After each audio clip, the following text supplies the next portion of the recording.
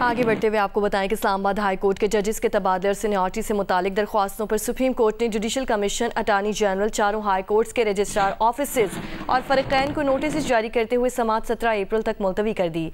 Justice Mohammad Ali मजहर की सरबराही में 5 रुकनी आइनी बेंच ने मुकदमे की समाअत की। आज की समाअत के हवाले से भी बात करेंगे। अभी आपको बताएं कि इस्लामाबाद हाई कोर्ट के जजेस के तबादले और सीनियरिटी से मुतालिक दरख्वास्तों पर सुप्रीम कोर्ट ने जुडिशल कमीशन, अटार्नी जनरल, चारों हाई कोर्ट्स के रजिस्ट्रार ऑफिसेज और फरीकैन को नोटिस जारी करते हुए समाअत 17 अप्रैल तक मुलतवी कर दी है। जबकि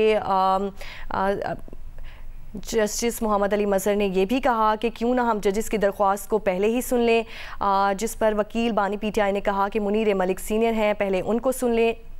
अब्दुल कयूम सिद्दीकी नुमाइंदे खुसूसी हमारे साथ मौजूद हैं। अब्दुल कयूम, बताइए आज की समाअत में क्या कार्रवाई हुई है?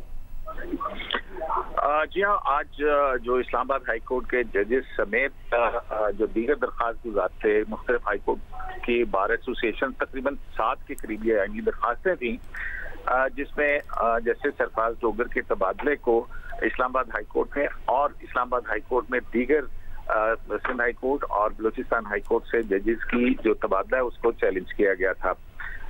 इसमें जो हाई कोर्ट के जज साहबान हैं, उनके वकील जो हैं मुनीर मलिक, उन्होंने अपने दलाइल का आगाज किया है और उनके इब्तदाई दलाइल और मुख्तलिफ दरख्वास्त गुजारों के दलाइल सुनने के बाद सुप्रीम कोर्ट के आइनी बेंच ने जो है वो उन तमाम फरीकैन को नोटिस जारी कर दिए हैं और ये मजीद समाअत 17 अप्रैल तक के लिए मुलतवी कर दी गई है। दौरान समाअत मुनीर मलिक एडवोकेट का ये कहना था कि इस्लामाबाद हाई कोर्ट में ट्रांसफर होने वाले जजेस के मामले को अदलिया की आज़ादी के आर्टिकल 175 के साथ देखना चाहिए।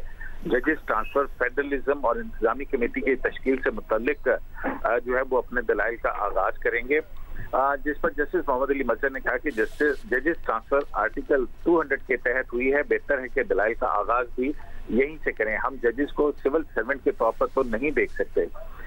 इस पर मुनीर मलिक का कहना था कि असगर अवान केस में सीनियरिटी के असूल को सिविल सर्वेंट के तौर पर उजागर किया गया है। इस पर जस्टिस मोहम्मद अली मजहर ने कहा कि एक जज का ट्रांसफर 4 दर्जात या रजामंदी के इजहार के बाद होता है, मतलब कि सदर की तरफ से इनिशिएट होता है, फिर चीफ जस्टिस उससे मशावरत होती है और फिर जज की रजामंदी जो है वो होती है और फिर उसके बाद ये ट्रांसफर होती है।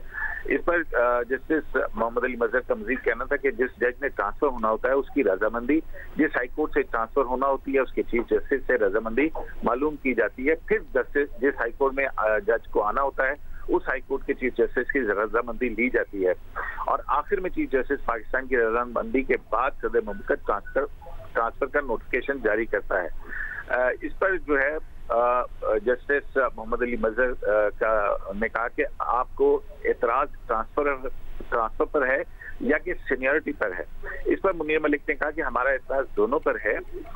इस दौरान जो है वो उन्होंने कहा कि जज का ट्रांसफर आर्जी तौर पर हो सकता है। इस पर जस्टिस मोहम्मद अली मजहर ने कहा कि ऐसा कहीं जिक्र नहीं है। सदर मुमलकत ने नोटिफिकेशन में इजाफी मराहत का भी कहीं जिक्र नहीं किया। यहाँ अदम तवाज़ुन मराहत का मामला नहीं है। वो अल्फाज जो आइन का हिस्सा नहीं है वो हम अदालती फैसले के जरिए आइन में कैसे शामिल कर सकते हैं। जस्टिस मोहम्मद अली मजहर ने यह भी ऑब्जर्वेशन दी कि आपने यहाँ नए अल्फाज आइन में शामिल करवाने की बात कर रहे हैं। आर्टिकल 62(1)(f) नाहली केस में आइन में नए अल्फाज शामिल किए गए थे।